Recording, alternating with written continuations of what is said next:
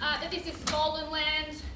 This is the land of the traditional owners, the Wurundjeri Woiwurrung people of the Kulin Nations, and that sovereignty has never been ceded. It always was and always will be Aboriginal land. And we make this acknowledgement not just some sort of moral gesture, but to acknowledge as well the years of injustice, but also of struggle. And today's session will be focusing on that.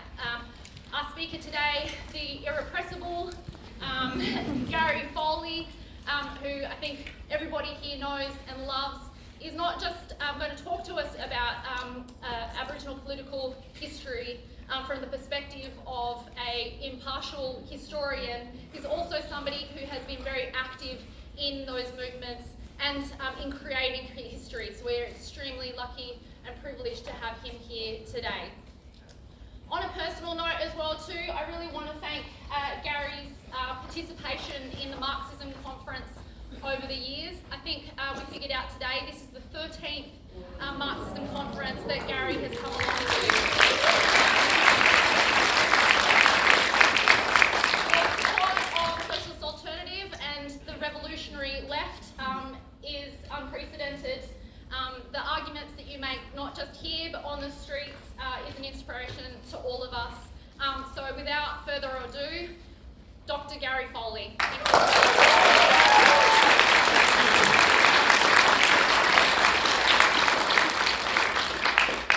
Thank you. It's not the best we can do with these lights in this flash university.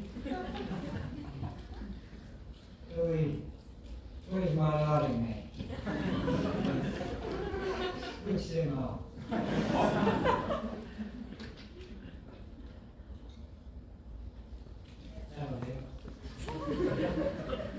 Oh.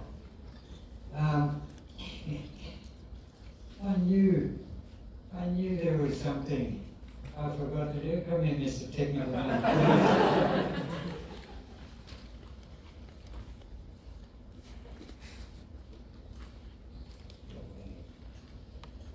And let's hope that this works.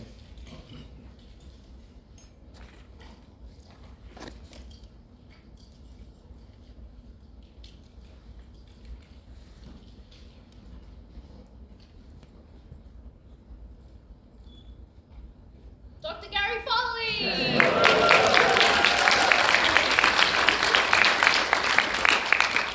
Greetings, folks. For those of you who were here last year, as you can see, I've shrunk a little bit since last year. If I keep shrinking at this rate, there won't be much of me left for next year. Today, it works.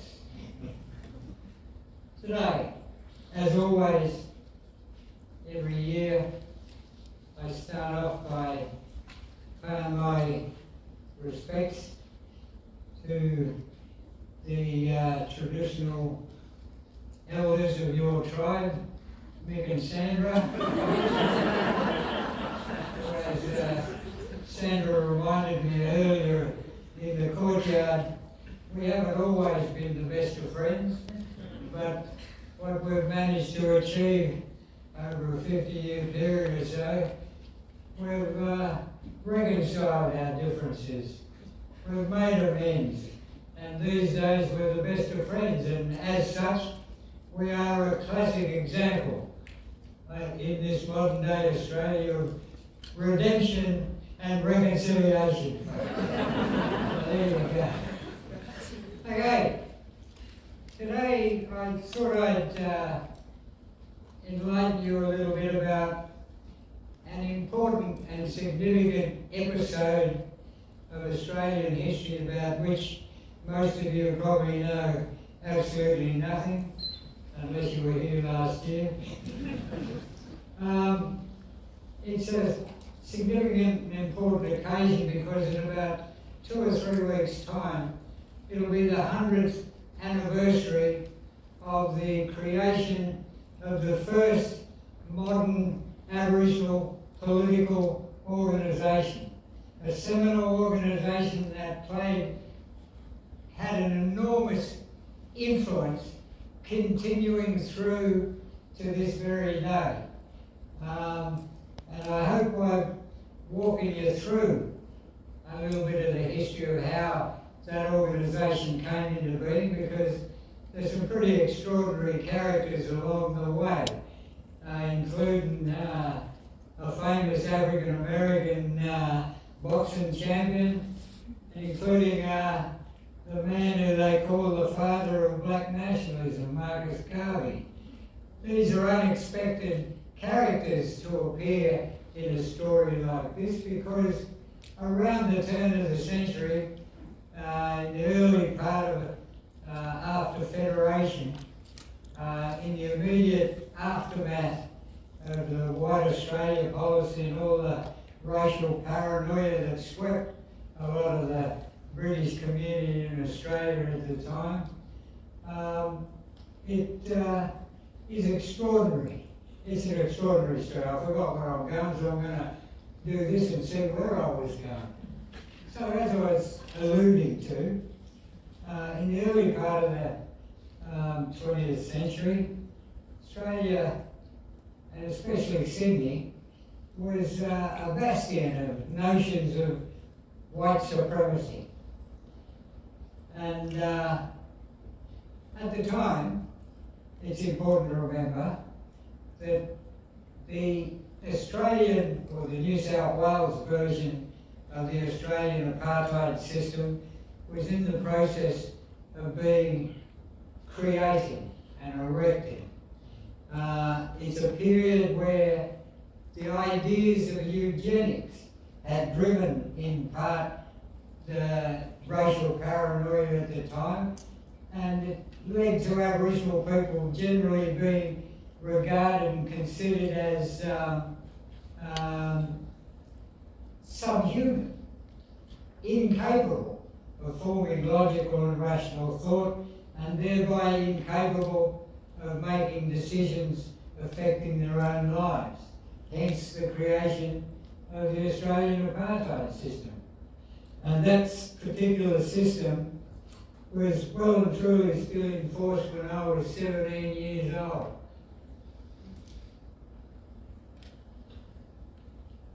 And as I say, Sydney was pretty much a bastion of notions of white supremacy.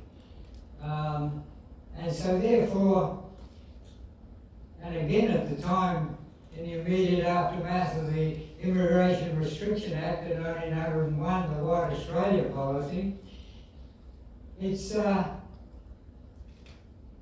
remarkable that in the midst of all of that, on the Sydney waterfront, there emerged an organisation that slipped under the radar of white supremacist Sydney, an organisation called the Coloured Progressive Association.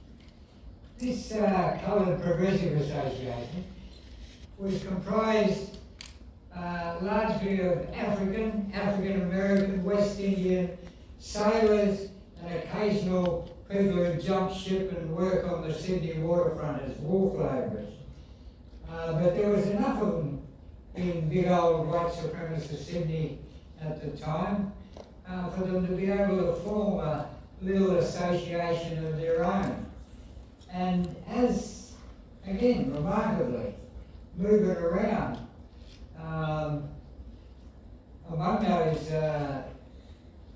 people of colour from other places, there were two Aboriginal guys working on the Sydney waterfront under the radar of the New South Wales Aborigines Protection Board, that had the ability to send these two characters to live on any of the nominated concentration camps, Aboriginal reserves that the state had created at that time. So these two guys were also slipping under the radar. And these two guys were these two guys. A guy called Fred Maynard and another guy called Tom Lacey. Now, Tom Lacey and Fred Maynard, by associating with these coloured sailors from other places, were picking up a lot of knowledge about what was going on in other parts of the world. And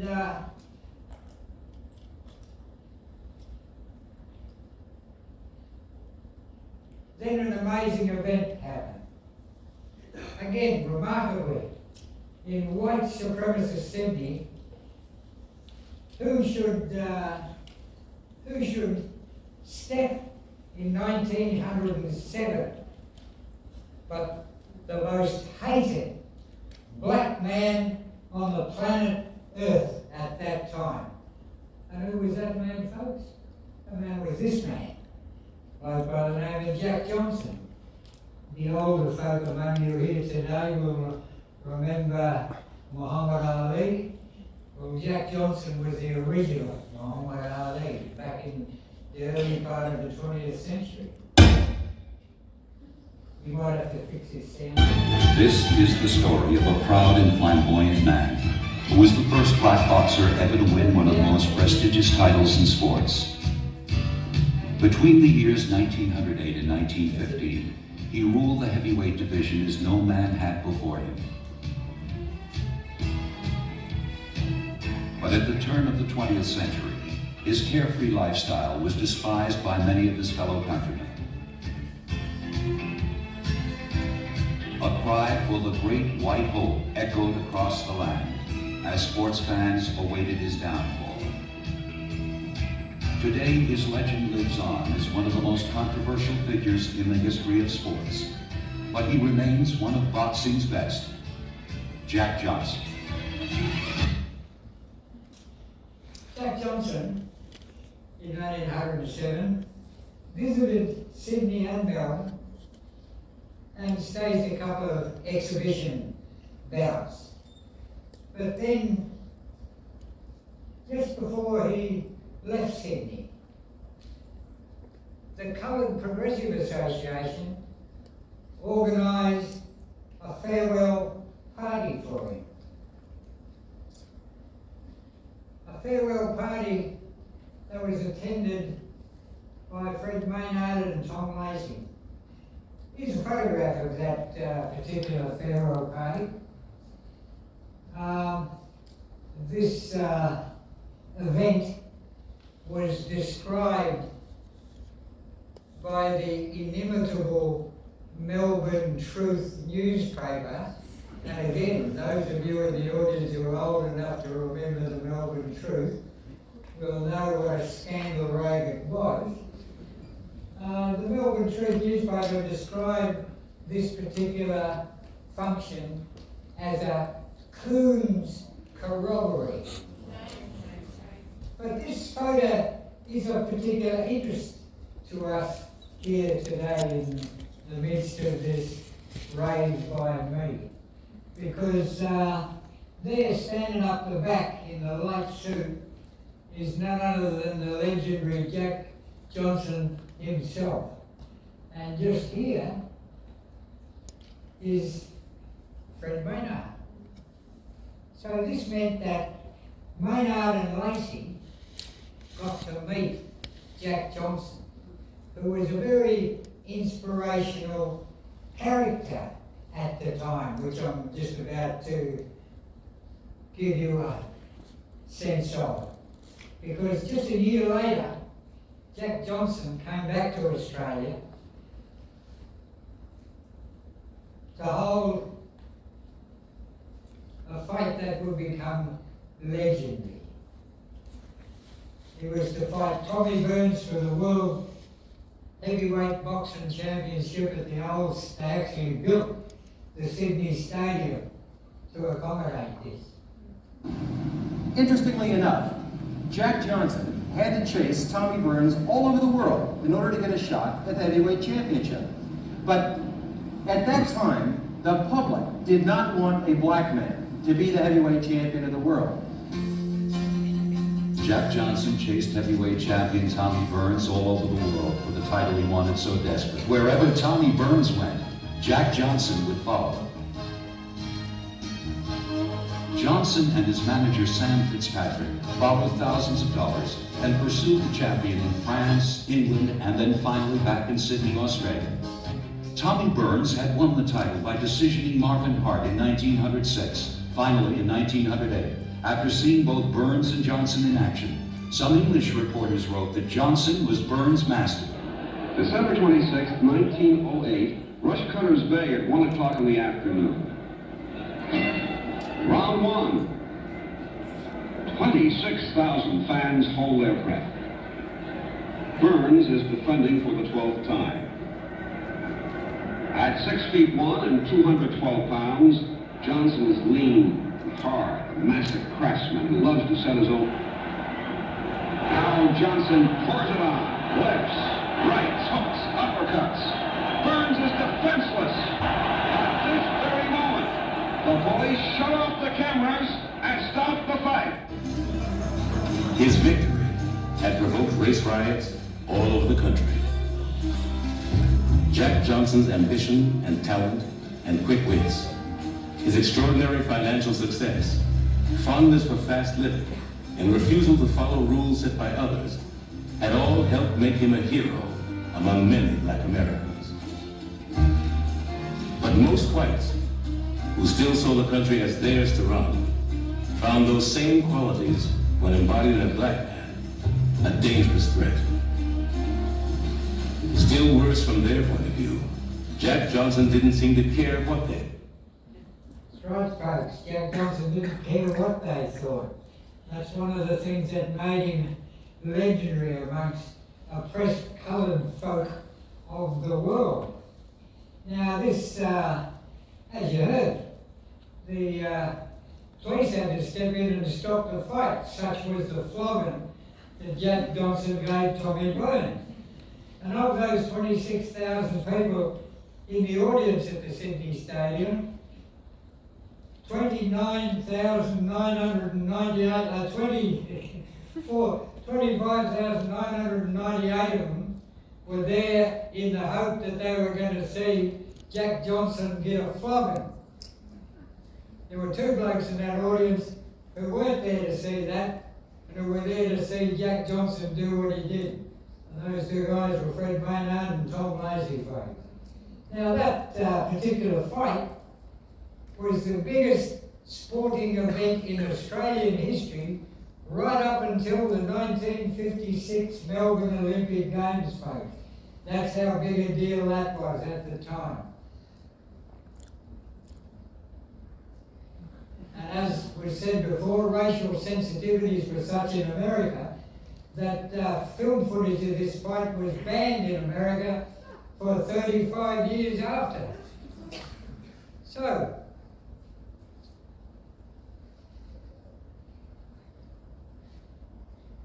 meeting Jack Johnson set something off in the mind of Fred Maynard and Tom Lacy as they continued their association with the Coloured Progressive Association.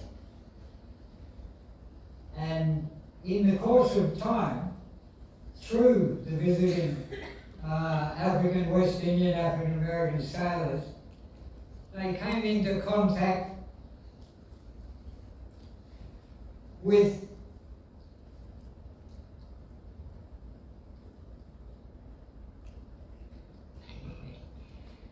the ideas of Marcus Garvey and Pan-Africanism.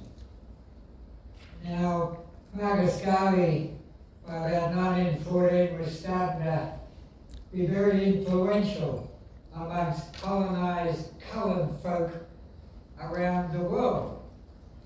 And Garvey eventually, in 1914, set up an organisation called the Universal Negro Improvement Association. An organisation that was, main aims were self-reliance, economic and political independence, and black pride. Its motto was one God, one aim, one destiny. and it pledged itself to the emancipation and redemption of Africa and the uplift of colonised black people everywhere. Now, back in 1914, Marcus Garvey had a little problem. The problem was, how do I get these ideas of mine round the globe, round the world?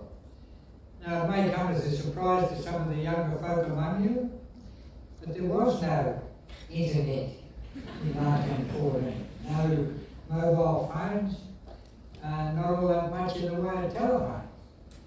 And so Garvey said to himself, what goes round the world? And he answered himself, sailors. And so he made it a point of recruiting into his organisation African, West Indian, African American sailors. And he would say to these sailors, wherever you go in the world, wherever your ship calls into port, set up a local branch of UNIA.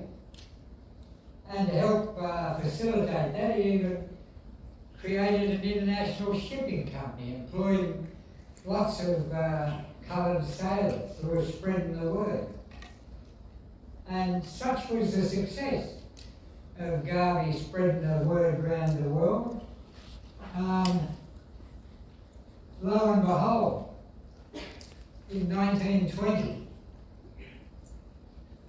on the Sydney waterfront, in big white supremacist Sydney, there was a branch of the Marcus Garvey organisation, Universal Negro Improvement Association, a subversive organisation in the eyes of the white supremacists, but there it was, under their noses in the heart of Sydney. And lo and behold, who were two of the members of Garvey's organisation, embryonic organisation on the Sydney waterfront? Maynard and Lacey. Now, looking into the ideas of Garvey about economic and political independence and self-determination, it wasn't all that difficult for Maynard and Lacey to put two and two together and come up with four. That the sort of conditions that they were hearing about among other colonised peoples around the world was remarkably similar to their own experience. And so they started to develop their own political awareness and consciousness and come to believe that it was time for an organised modern day political resistance to be developed by the Aboriginal people in New South Wales at the time. And so it was. Through the developing of these ideas, they went on in 1924 to create the first modern Aboriginal political organisation. An organisation that politically still resonates 100 years later in the grandkids' generation of my generation, which I'll come to later in this talk. Now, this is a significant organisation both in terms of the long-term influence and impact it had on generations of Aboriginal political activists ever since, including my generation. Also because it shows that the early Aboriginal political activists of the early part of the 20th century were a lot more politically sophisticated and had a greater knowledge of what was happening in other parts of the colonised world than a lot of the white intellectuals around them.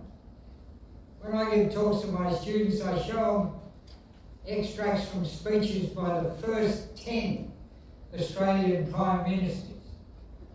And what those 10 first Australian Prime Ministers said on the question of race. Then you look at the activities and organising abilities of the early activists of the Australian Aborigines Progressive Association, and you can clearly see who the more sophisticated politically people there were. Again, at a time when most of Australia, and that was British Australia at the time, most of them were Poms.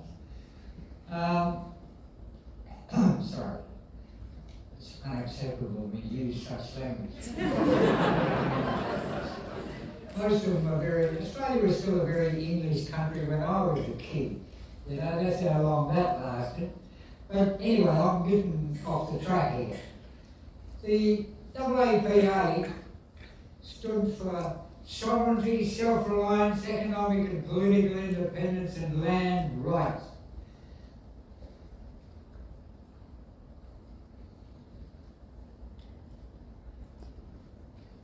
The AAPA, whilst it only existed for a few short years and operated in a reasonable number of Aboriginal reserves surreptitiously around the state, the concentration camps, slipping under the guard of the white managers,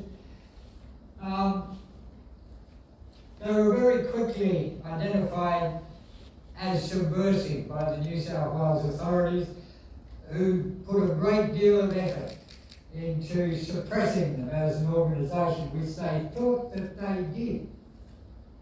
But all they did was go underground and operate and function well beyond their use-by date. By that I mean they were of enormous influence to the next generation of Aboriginal political activists who emerged in the 1930s and 40s. And that generation forms very strong links at that period in Australian history with the Communist Party. And in fact, the Communist Party, as a result, developed probably to this very day the best policy, if people needed a policy, best policy on Aboriginal people has ever been by any political party in this country, whereby they advocated the handing back of at least half of Australia to the Aboriginal people to be run under their own laws and their own customs, with their own army, their own navy, their own air force, and the ability for them to form diplomatic relations with foreign countries, neighbouring countries like Australia. So that was a pretty shit-up policy. Never went anywhere, sadly, but that is by far the best policy in terms of Aboriginal people achieving their aims of economic and political independence and autonomy. That's the best policy there's ever been. But I'm getting off track again.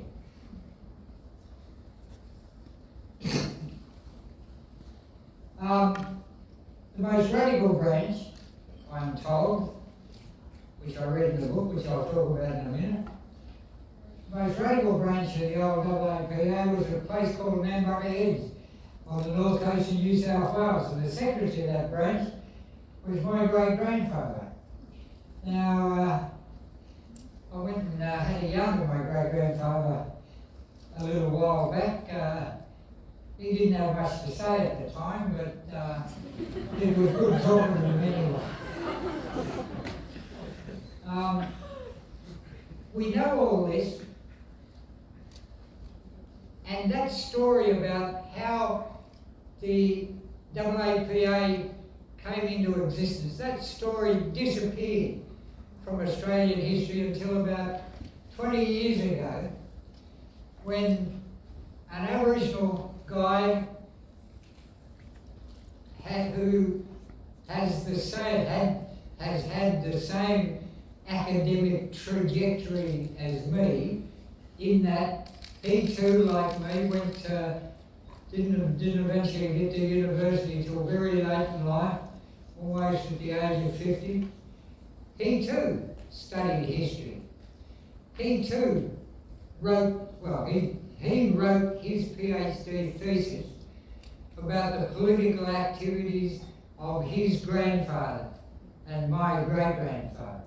And that man is John Maynard, who's hosting, I'll give this small bit of organising Marxism a link to the big 100th anniversary celebration that's going to be online at the Sydney State Library on I think it's the 12th of April. But John Maynard brought that story back from the dead, you know, and one of the important things about that is that for almost 3 generations of Australian historians, right up until they started to be Aboriginal historians, generations of Anglo-Australian historians, if they ever mentioned the AAPA at all, invariably labelled it as an organisation that had been inspired by white Christian missionaries. And they said that on the basis alone of the motto of the AAPA being one God, one aim, one destiny, which wasn't drawn from Christian missionaries at all. It was drawn from Marcus Garvey. You know, it's a line from a Marcus Garvey poem. Their logo that I showed you there has Australia for the Australians on it. That's a line from a Marcus Garvey poem. So, you know, and like I said, the activities of the AAPA resonated then through the 30s, 40s and 50s. The organisations that emerged in New South Wales in the 1930s, the Aborigines Progressive Association. As you can see by the name, it was a follow-on organisation from the earlier AAPA. You know, the Aborigines Advancement League in Melbourne was inspired by people who knew the history of the old AAPA. And then 50 years down the track, after 1924, in the late 60s, early 70s, there emerged another movement that I argue is similar to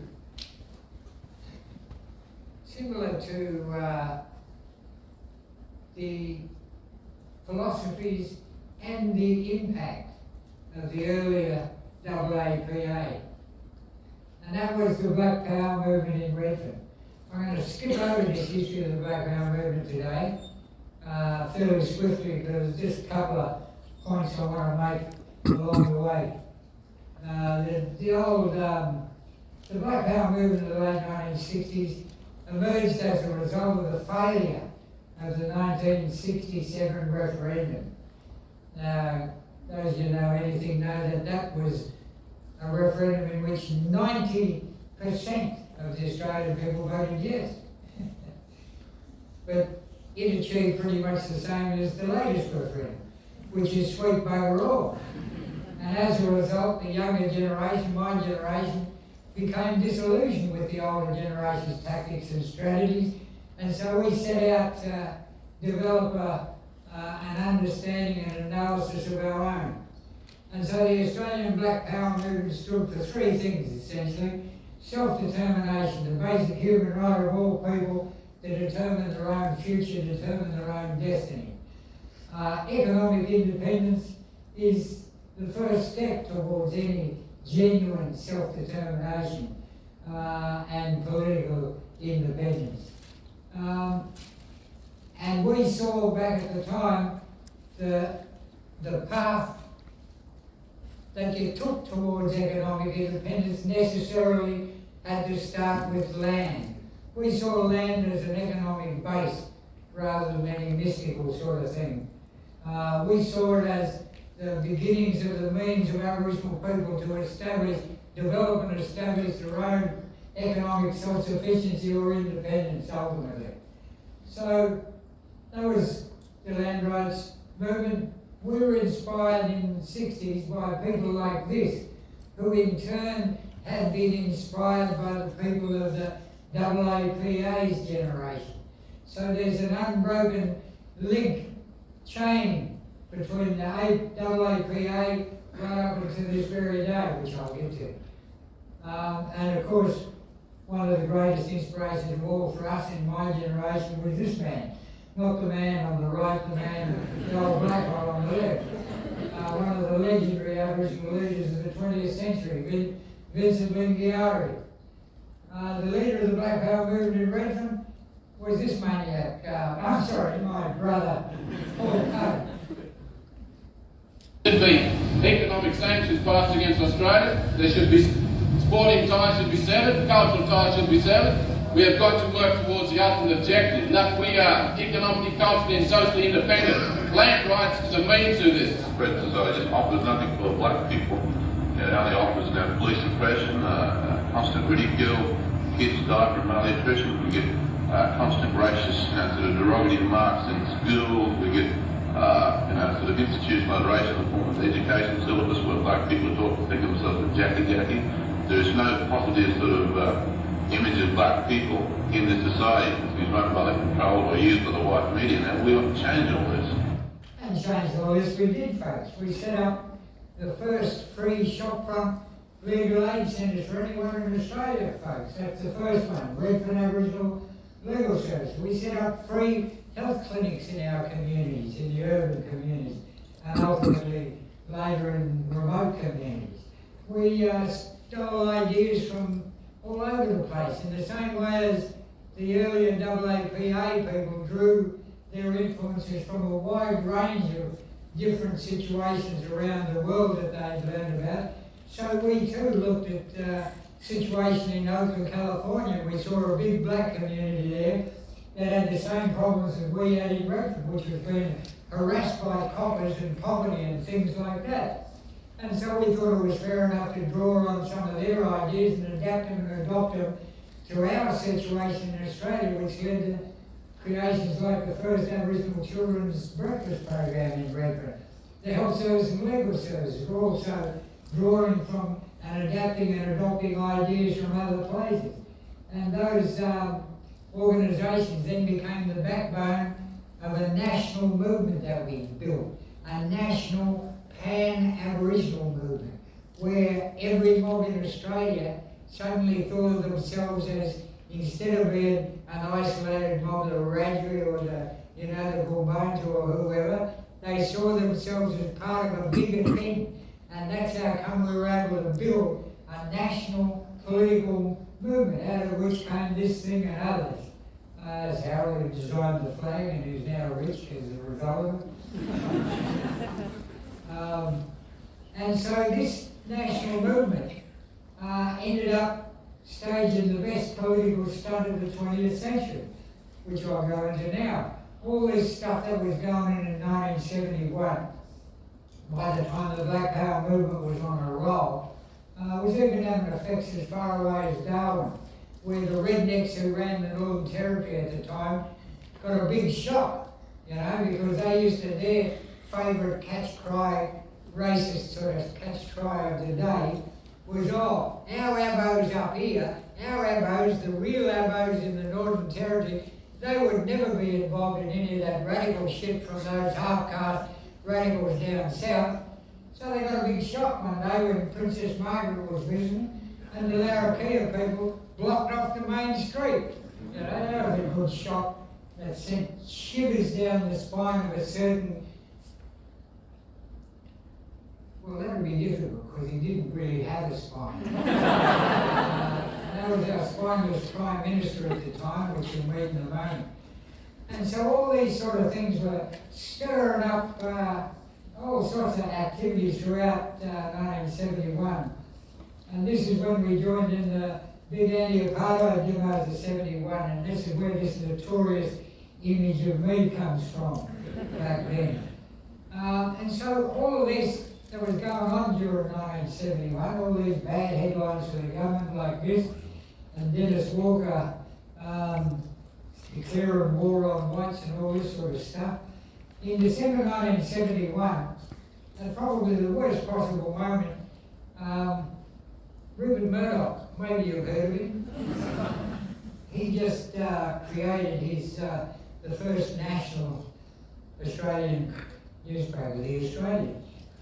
And at the time, there was a weekend version of that newspaper. It was a broadsheet. So this headline that you're about to see was about this wide. And this is what it said. Now, folks, I put it to you, if they said that today, I'd be in an orange jumpsuit and rendered by the CIA to Guantanamo Bay. But That's what you could get away with back in them days, except we didn't really get away with it. The older ones amongst you might also note the journo who wrote that. But anyway, we won't go into him today. This come out, which almost instantly, ASIO suddenly become very, very interested in me. And these are genuine ASIO surveillance photographs of me that come out of my ASIO file. Now, all of you people here, invariably, because of your presence here today, will ultimately gain an ASIO file. So, a word of advice about how to contend with this. First of all, you're going to have to wait 30 years. I think it might be down to 25 now. You've got to wait at least 25 years, and then all government documents, including ASIO files, go to the National Archive in Canberra, where you can go and read them. You can go and read mine. And so just wait 30 years, and Bob's your uncle, folks. So there you go. But there's another lesson here too, you know, and that is, I never thought of this back in the day, because I didn't know they were doing this to me at the time they took these photos. But a word of advice, tomorrow when you come to the conference, before you leave home, think sartorially. Think to yourself, now ASIO is going to be there taking photos of me, and in 30 years' time I'm going to be a university professor showing my students pictures of me when I was young and crazy. And you don't want to look like a dag like I do here. So you've got to think in 30 years' time, what's likely to be fashionable to your students? So, good advice for young activists in this lecture. This is what ASIO was trying to find out. I can now reveal 50 years later, partly because half of us are dead, but this is what ASIO wanted to know, and they never found out. They wanted to know who were the inner circle of the Black Power movement coming out of Redfern. There they are, folks. ASIO spent thousands of hours of surveillance and, you know, sticking agents in our meetings and things, trying to find out who was the legendary inner circle. There they are. And they were all good comrades, folks. Half of them, like I say, most of them are no longer with us. But then, you know, the good die young. People like me keep on keeping on. Now, in the midst of all this political turmoil in 1971, at the end of 1971, this pathetic, tragic little man, you know, I don't mean to, who am I to talk about little men, but this tragic little man, our dearly, well, not so dearly beloved Prime Minister at the time, Billy McMahon, they used to call him Silly Billy, or the other nickname he had was the Volkswagen with ears. And Billy was of a highly nervous, anxiety-ridden sort of state by the end of 1971. And he muttering, and in doing so, in being so freaked out, he made a major political mistake. He decided in the midst of all this turmoil of Aborigines in the headlines and everything, what he needed to do was make a prime ministerial statement. Now that's okay. You want to make a prime ministerial statement, make it. But his other big mistake was he was going to make a statement saying that my government will never grant land rights. Now that's okay too, as long as you don't try and make a statement like that on the most sensitive day in the Australian calendar for Black Hole, the 26th of January, Invasion Day. You just don't do that. But he did. And so he did. He went ahead with his statement, he declared that his government would never grant land rights for Aboriginal people.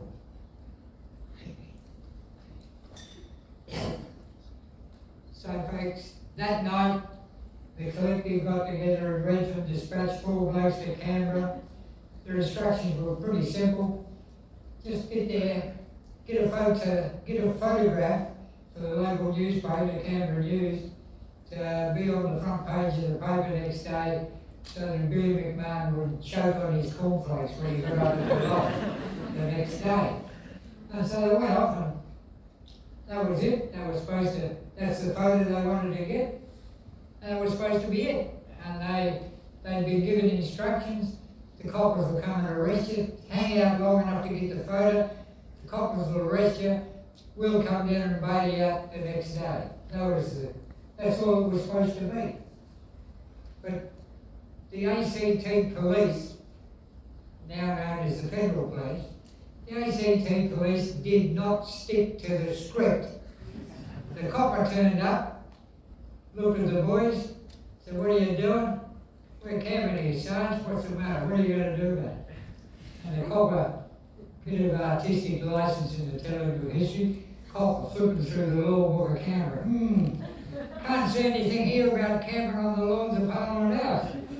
And the boys said, "What do you mean? Take us away. We want to be in the warmth of the cells." The copper said, "No, sorry boys.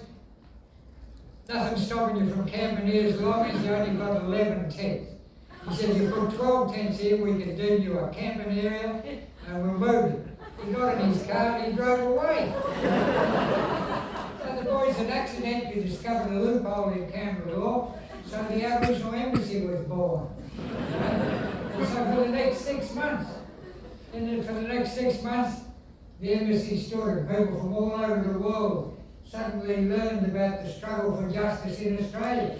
The Aboriginal Embassy did more than any other single event in the entire 20th century to make the world aware of the struggle for land rights and justice in Australia. Good evening. For the first time in history, there's an Aboriginal embassy in Canberra. It's been on the lawns in front of Parliament House for some weeks. The fact that it's there at all has surprised many white Australians, and the fact that it's been there for so long has surprised even more. But for Australia's Aborigines, it's not just a matter of surprise. It's made 1972 different from any other year. It's one symbol of their growing determination to be noticed. The embassy is just one aspect of a new phase in the relationship between white and black Australians. The other is an issue, land rights. The setting up of an embassy and the intensive pressure for land rights comes from a new generation of Aboriginal spokesmen and leaders. On the whole, they're younger, more impatient and more militant than their predecessors. They're not the only Aboriginal spokesmen, of course, and they're not the only ones arguing for land rights, but they're the ones who are giving the movement its biggest push yet. And in one way or another, what they're about is black power. Indeed, folks. We stuck a letterbox on a pole, and the mail started being delivered a couple of days later. We gave ourselves portfolios. I became the Minister for Defence, Minister for the Environment. I painted the curb. Aboriginal Embassy staff only, no parking. We were sending them up. We were known worldwide because we used to give letters from overseas. Aboriginal Tent Embassy somewhere in Australia. We were holding huge land rights forums on the lawns of Parliament House. The tourist bus operators at Canberra realised there was a new tourist attraction in town, so they used to start bringing their busloads of tourists to us first before they took them across the road to Parliament House. And so as a result, we were being quite effective in getting the message across. But not all the encounters of friendly, big bad sorry we're picking on a little old lady. And here's a little old lady picking on me. We got out and started doing things for ourselves. We've got legal service, medical service, we've got survival programs, we're providing services for the community, we're making that community go ahead as one, which is what the community wants to do and which is what the government can't see. That should be done. They're singling out little. If you don't want to listen, if you go away. But I'm trying to tell you something. You listen. No, we don't listen to your words. It's listening. We want to do that thing our way. All I'm trying to basically say is that the time of white domination of the black movement is over. It's time for black people to do things for themselves and get things for themselves, because the only way they'll ever get anything, and we're getting it. Well, listen, explain Those nasty, nasty communists. Oh. Nasty people. Look out, there's a communist down at the right.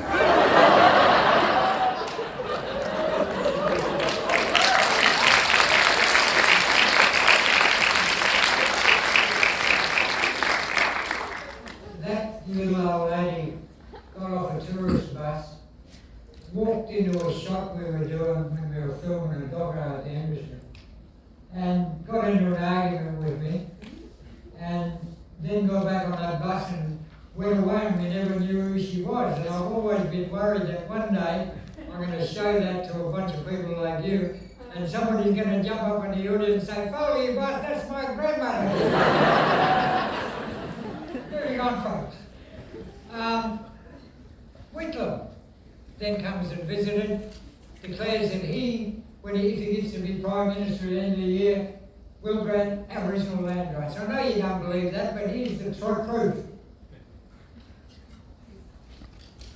We will legislate to give Aborigines land rights.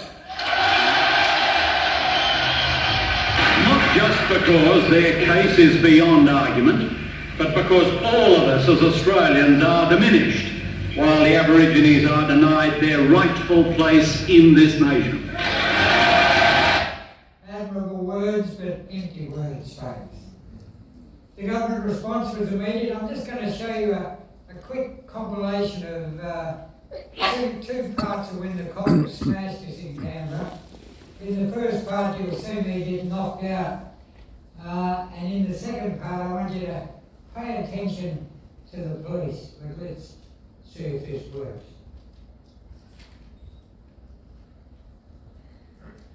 This has got no sound in this first part. These coppers caught us by surprise the first time they smashed us.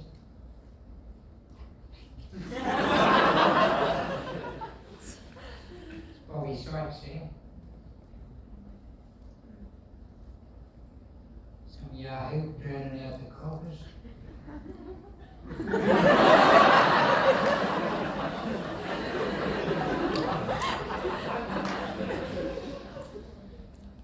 Now in the midst of this melee, you'll see me go flying through the air and get knocked clean out, and I drag someone on top of me.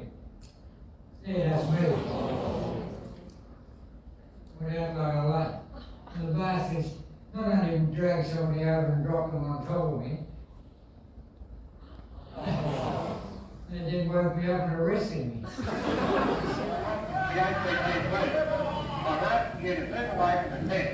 This was the second. And also requesting the jury room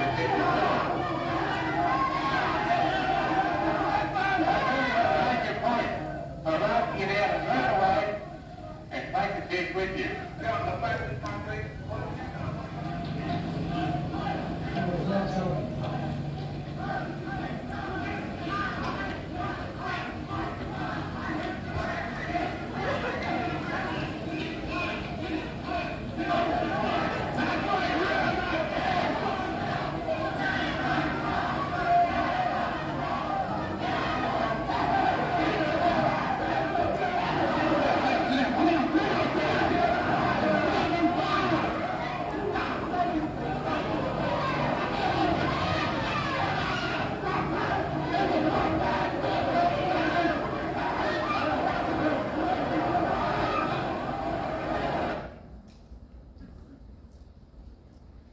There's the historical significance of the embassy. I think I've said all that to you before, but what do I want to look at now? Oh, in December, Garvey in. You remember what he said? I want to play it again for you. But within less than 12 months after he got in, Whitlam had reneged on his promise to deliver national land rights legislation. As a result, the embassy returned to the Lords of Parliament House, where it still is to this day, as a symbol of rejection of government duplicity and deceit.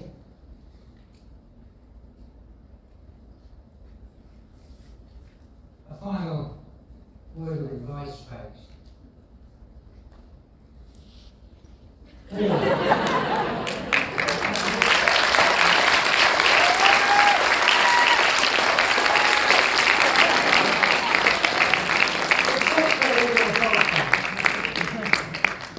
And it doesn't matter who you vote for, folks, a politician invariably gets it. That, folks, before I go, let me go back a bit. The connection today, I see as the real hope for the future in our struggle. Young mobs like the Warriors of the Aboriginal Resistance in Melbourne, predominantly a group of young women who are very smart, tough as nails, and they're the ones who pull out 100,000 people onto the streets every invasion day down here. When we were young in Sydney, we used to think we were pretty shit hot if we could get 10,000 people in the streets in Sydney. But these young people have been pulling those sort of crowds down here for the last few years. It's that generation, my grandchildren's generation, who I see the real hope in the future for. And there are many of you of that generation in this audience. I hope in giving you this road today, I've given you a little bit of inspiration to know that, and all you've got to do is look at me and Sandra and Mick, you know that there is longevity in political activism. You don't have to worry about it. Just fight the future. Fight the fight because it's your future that is at stake. You're the ones who are going to have to inhabit and live in the sort of world that my generation fucked up for you. So I apologise for that, for my generation doing that to you, but it wasn't me in particular, but there were a lot of fuckers in my generation. Okay, thank you folks, that's it.